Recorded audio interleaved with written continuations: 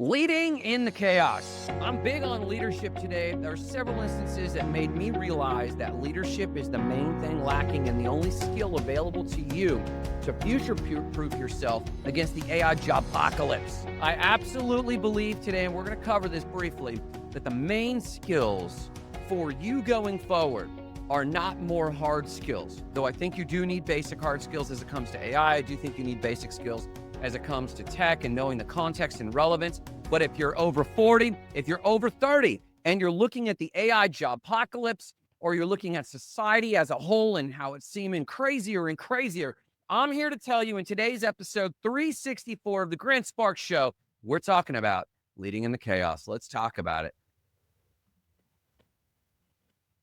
Good morning, everybody. This is Grant Sparks, and for today's show, as we introed, we're going to be talking a little bit about leadership in the chaos and why this is standing out to me. You see, this morning I got coffee at the illustrious Foxtail Coffee. I got coffee out here today, and there was a group of young men that super encouraged me. As a group of young men, I think they go to a local Christian college, but they were studying together at 6 a.m. when I stopped by for coffee, and I glanced over the shoulder. They all had the same book. And it was not the Bible as I predicted. It was a different book. And the cover of the book, I believe, said Crushing Chaos. Now, I need to verify that, but it got me thinking, a group of young men talking about how to navigate this world in a world of chaos, how to navigate their jobs, how to navigate what they're doing in college, how to navigate all this chaos. And it can't just be that you unplug, because being connected in social media is a new apparatus for humans to connect. When used right and when used with discipline, we can't get rid of one of these senses. This is now our sixth sense. The internet and our connectedness and our devices are now an extension of who we are. And that would be like eradicating our sense of smell or our sense of sight. So we can't get rid of our connectedness. We can't get rid of this new means of communication, because our species' definitive feature is our ability to collaborate. How we exited the savannah of running from saber-toothed tigers is that we could band with our tribe and communicate, whether through hand signals, audible signals, visual signals. We learn to communicate as a hive species. And as such, we've learned to navigate different seasons of chaos. So when it comes to social media and it comes to connectedness, we're not going to get rid of our devices and our connectedness. It's a means of communication. It's just out of control. And then we add to that the perceived chaos of the messaging itself. The messaging itself is all over the place. What's real? What do we trust in? As AI and synthetic media wash us and we freak out because we're not really sure what to believe. Therefore, we're not really sure whether or not we can believe ourselves and trust our own instincts. And so there's this massive amount of doubt. And then we go into the workplace and we see left and right, it seems like AI is taking our jobs. Well, it is taking the jobs of people who banked solely on technical skills. So let's talk a little bit today about what skills you need to be developing, how to develop that skill, how to lead in the middle of chaos, and what I believe your abundant future looks like going forward. Let's talk about it.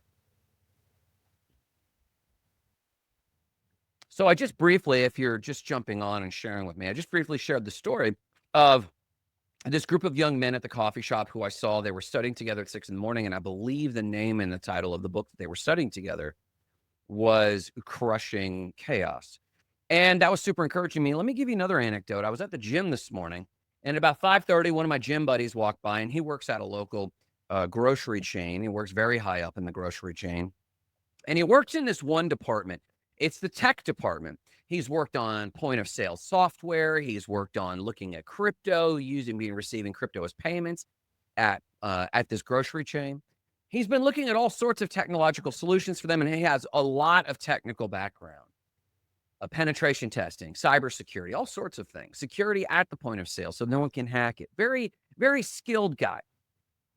But what he told me surprised me and stood out, and I want to relay this anecdote to you. He was encouraged to apply for an open position in an entirely different department, the transportation department. And he hesitated. He recognizes that all of his technical skills are in technology and cybersecurity and software and grocery chain management and all sorts of supply chain technologies. And after a few days of procrastinating this application, he got a phone call. Good morning, Caleb. I hope you're doing great. He got a phone call from the person who suggested that he apply. And they said, I don't see your name here. And he said, well, I was hesitant. I wasn't really sure if my skills transfer. I've been doing technology and your department is transportation department. And she stopped him and said, listen, I don't care about a single technical skill anymore. And no one in C-suite management does. There's not a single technical skill, at least not in the white collar space, that is not commodified or doable by AI in the next 6 to 18 months. What I need you to apply for is your management and leadership skills. You can get people motivated. You can excite people to participate. You can get them on board on the mission. You can get them to love their jobs and love their life. That skill transfers to any department. He applied. He got the job. It was a $40,000 pay raise, not including his top outs on his stock. It was next to a $100,000 pay raise just for soft skills. And as I interact with more and more businesses, we just rolled out yet another content bot, AI receptionist. Our company is billing and estimating and invoicing for as many AI projects as we are websites, which we've done historically. We have the technical ability to roll out these technologies. And as we talk to these business owners, as we talk to small business owners and medium-sized business owners, they no longer are looking for technical skills. They're looking for soft skills. Some of those soft skills, sales, negotiation, but nearly all of the skills, working the phones, client success, nearly all the skills have traits that build a case that your number one skill should be leadership. I was sitting with Nicole this morning for coffee, and we were chatting a little bit before the day got fired up on what is leadership. And the idea was presented that maybe leadership comes and goes. And I said, no, that's weak leadership environment. Good leadership is always leading. And then our conversation unfolded a little bit, and I realized not everyone knows what leadership is. And I had a whole mini series a little while back based on the leadership guru's book. That's John Maxwell. He himself is the man. And I've got this book right here. Let me see if I can grab it without making a mess. Here's his book right here. Let me get it for you. Made a mess. John Maxwell is the OG for leadership training with his first preeminent book, 21 Irrefutable Laws of Leadership. I highly recommend that you read the book, The 21 Irrefutable Laws of Leadership. If you think about it, there is actually very few books or resources on leadership. There's a lot of books out there on management. There's a lot of books on hustle. There's a lot of books on small business success and grind. But what I'm finding is most people today conflate or confuse leadership with grind, success, delegating. No, those are very technical skills. Leadership is its own standalone set of skills. How do you know? Because someone, if you ever read the book, The E-Myth, he talks about this in The E-Myth. Michael Gerber, who wrote The E-Myth, tells the story of the technician versus the manager. And the typical way someone becomes a manager is that they become extraordinarily skilled at being a technician. They are very good at fixing an engine. They're very good at mowing that lawn. They're very good at building a website, whatever it is. And they become very efficient. So efficient that it no longer makes sense to pay them at an hourly rate because they can do it so much faster than the average person. Why am I paying them hourly? They already got it done. Now they're twiddling their thumbs. Let's move them into management. And I joke when I talk to people, the punishment for successful technician work is that you get promoted to manager. But management and leadership is not necessarily a promotion because it would be an advancement of the same skills. Management is actually a lateral move because it's a different set of skills. And Gerber pointed out in the E-Myth that most people that go from being a highly skilled technician to being a manager typically fail, because they develop skills that are technical but not management, and it is hard skills versus soft skills. Management and accountability and inspiration and supporting your team, these are soft skills. And yes, you can create systems. Yes, you can delegate it as a technical skill, but it won't have long-term success. The long-term success of management and leadership, which are not the same thing, I recognize that.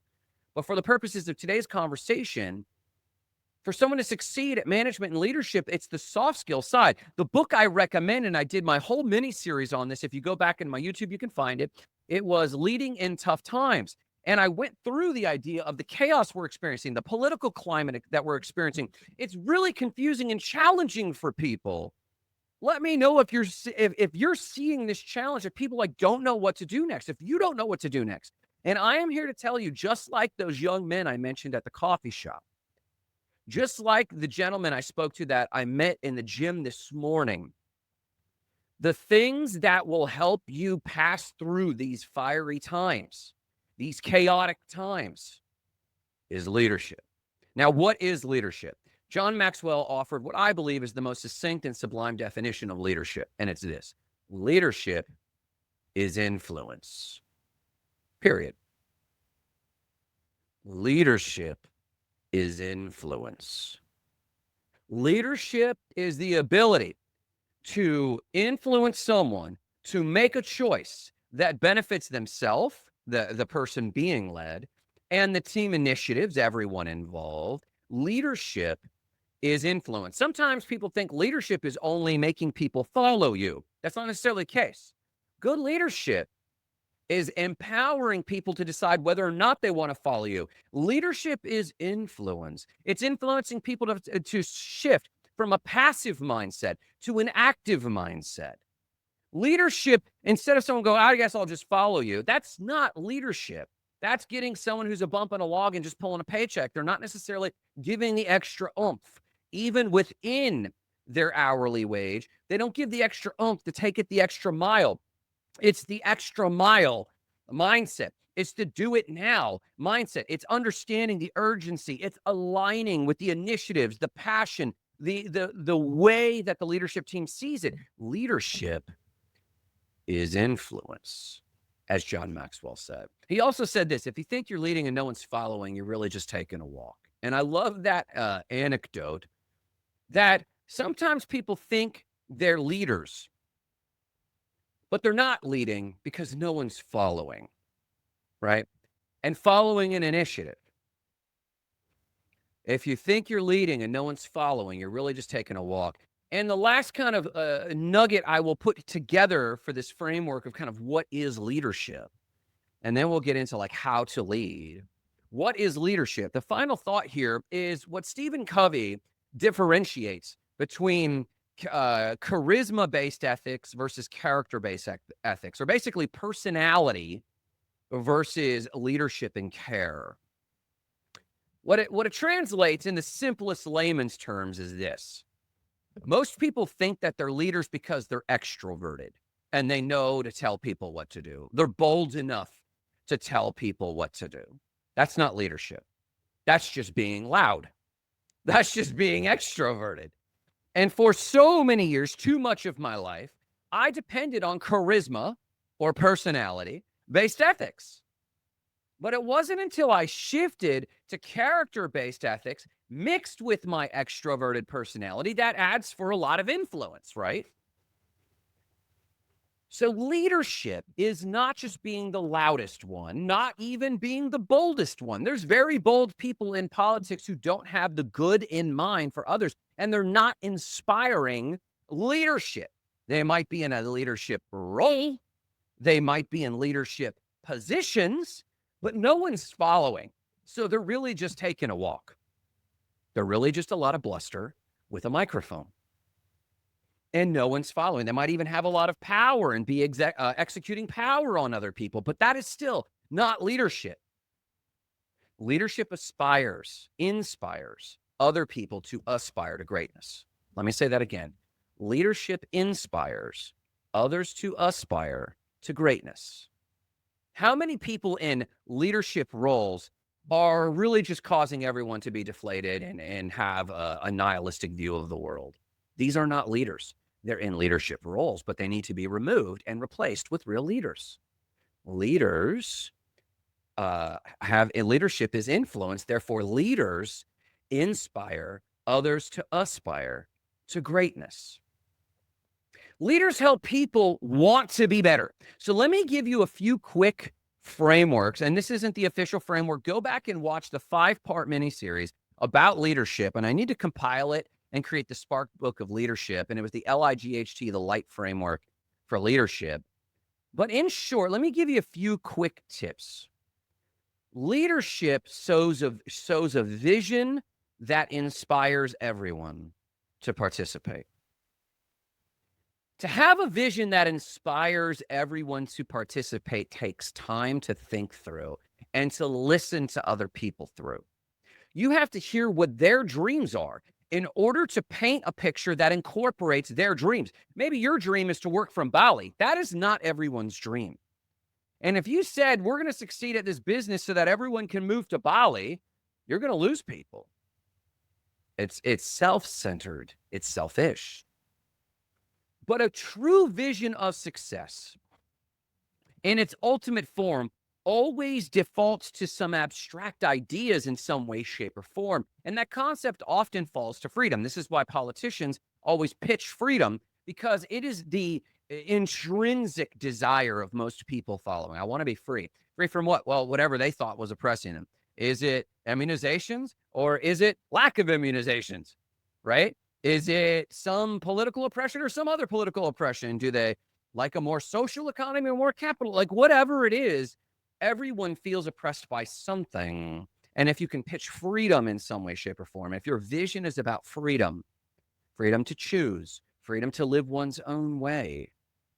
The trick about freedom is that to obtain freedom, it takes an extraordinary amount of responsibility. And so a leader's job is to provide a clear view of the future. That's step one. Step two, though, is to have a radical acceptance and to show them it's okay, to model for other people that it's okay to have a radical acceptance of reality. Hey, we're struggling to pay payroll, but this time next year, we're all going to get paid beyond the median rate. And here's how we're going to do that. A fearless, radical acceptance of what is, because everyone is feeling it. Leaders can say and give words to the thing that other people are either too afraid to say or don't have language for. Leaders can do that.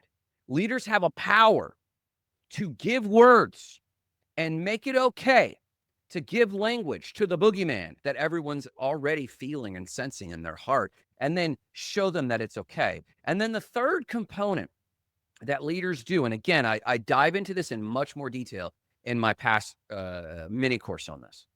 But the third thing they do is they offer a doable, workable path towards that thing. This is where we're going. This is where we're beginning. I acknowledge it, but this is where we're going, and this is how we're going to get there. It's inevitable if we bond together, if we do these things, if we push, if we are unified, we can accomplish this shared vision. There's so many good examples of good leaders, and I don't want to go to the cliche ones. There's modern visions of a good leader. And I got it, for all of his flaws, Steve Jobs was a great leader. Was he a great person? No, not all the time. Of course not. Doesn't take a genius to know that Steve Jobs was a hard man. But the one thing he could do is have a radical acceptance of what is today. How cumbersome is it that you can't listen to all of your music in your pocket? This is where we're going. We have created a device that has 1,000 songs in your pocket. I remember when he announced the iPod. I remember when he announced the iPod, and it blew our minds. 1,000 songs in your pocket, take it wherever you go. The device era, and this is how we're going to get there. It's going to cost X. We're going to build it this year. The ability to inspire others to aspire to greatness. And quite often, why do people default to being a dictator and authoritarian? So often, someone with leadership ability, it is not efficient. So often, people with leadership ability attempt to do it through conversation, through inspiration. But quite often, people are obstinate. And the truth is the leader now needs to lead them to choose to no longer be on the team and then to lead someone else who gets the vision.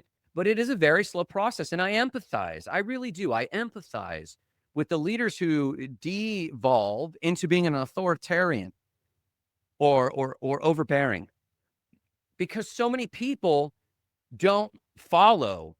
They go kicking and screaming for some reason. Yes, it happens.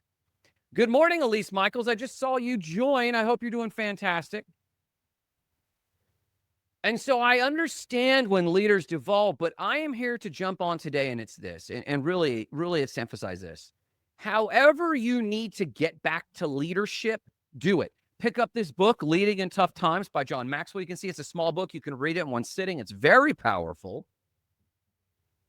You can practice this. Practice using your tone. Practice adjusting your volume. Practice thinking clearly in conflict. Because for a leader to be able to do this, the leader has to be able to do this in the midst of conflict. The reason other people aren't leading is they can't think clearly. Here's a hint. You're not ready to lead if you cannot think clearly in the middle of conflict. Aside from getting beaten or physically attacked, if you are not being physically threatened, but someone is yelling or frustrated or expressing ungratitude, but you can't think clearly, you're not ready to lead. You need to practice how to sit in all the stressors everyone else sits in. You have to have the ability to sit in all the stressors other people usually lose their mind in, and you have to be able to practice the ability to sit in that and still communicate clearly and lead to a conclusion. You see this in the form of arguments. People will begin arguing, and then they'll get sucked into the arguing.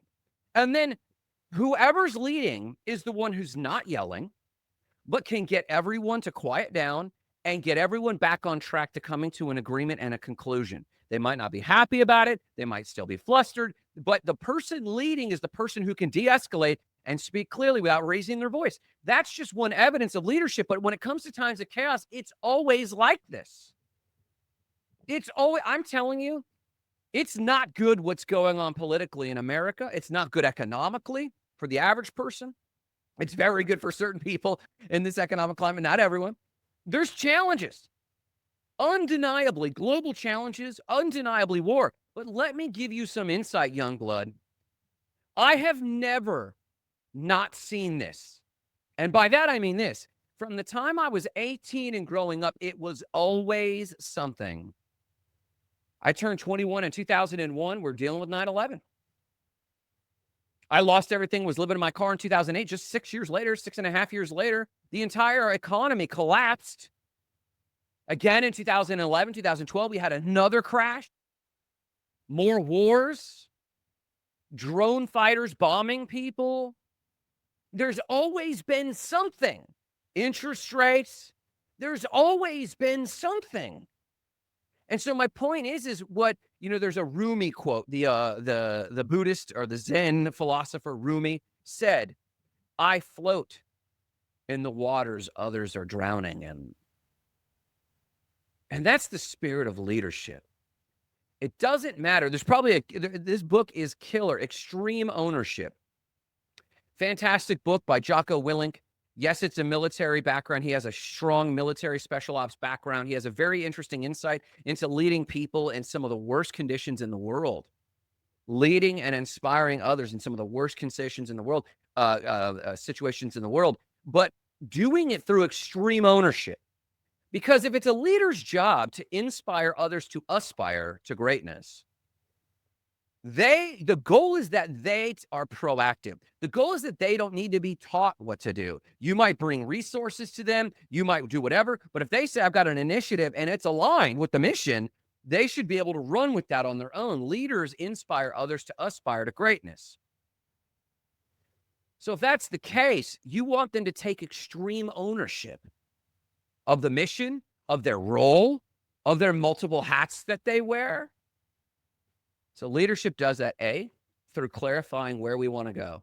B, having a radical acceptance of what is. This really stinks, guys. That builds empathy, but it also is a legitimate starting ground because some people don't want to follow because they don't think you're realistic about what everyone's facing. So they won't follow you until you accept, oh, I see what you're saying. I hear you. Yes, we need to account for that. And also, here's where we're going.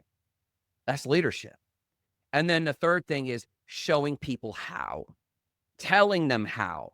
You don't even have to have necessarily been there before, but it certainly helps. But if you have a clear action plan, you can aspire other people to aspire to greatness. Listen, in the AI jobpocalypse, the only skills that will matter are soft skills. The ones that are rewarded, and those soft skills specifically are about activating other people to take action. Whether it's in the school system, teachers that truly care and can activate other teachers, other faculty and staff, and the students to aspire to greatness. We need teachers that are leaders. Yes, they need to get paid more. Yes, there's all these other things that need to occur, certainly. But I am talking about the skill. You will always be employable if you can speak to your own system for getting people to move, getting people to be inspired, showing proof that when I got involved, the numbers went up. And that's what it will boil down to is, can you show the numbers that when you got involved, the human numbers, the things that people were doing, a higher success rate, a lower error rate, a higher set of leads, because you're present and your presence and your skills as a leader are evident. Let me encourage you today, pick up 21 Irrefutable Laws of Leadership. Pick up Leading in Tough Times. Have an array. Surround yourself. And I'm telling you, you are not serious about this topic until you've read at least 3 books, recent books about this topic. And some of it could be management, but I mean the skill of leading as opposed to just managing. I would also say you could probably read Robert Greene's books about influence, which are very powerful, even though that's kind of Machiavellian in its approach. And look at what Machiavellian means, kind of an authoritarian approach to influence. All of these skills can come together in an abundant way to lead people more.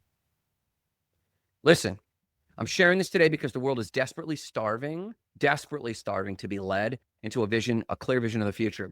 No matter what you believe in your politics, one way that the Democratic Party is failing is there's no vision of what's going on in a clear future. At least the Republicans painted a vision, even if they're dropping the ball on a lot of it, or it's just not panning out the way a lot of their followers had hoped. At least they had a vision. And on the other side, there's no vision. An ancient scripture says, without vision, the people perish or cast off restraint. It means both things. They die from lack, but the thing they're lacking is also discipline and restraint. And that means that they lack visionary leadership. We need you to lead today. But no matter what you do today, remember the mission: igniting lives of explosive significance, starting with your own. Have a great day.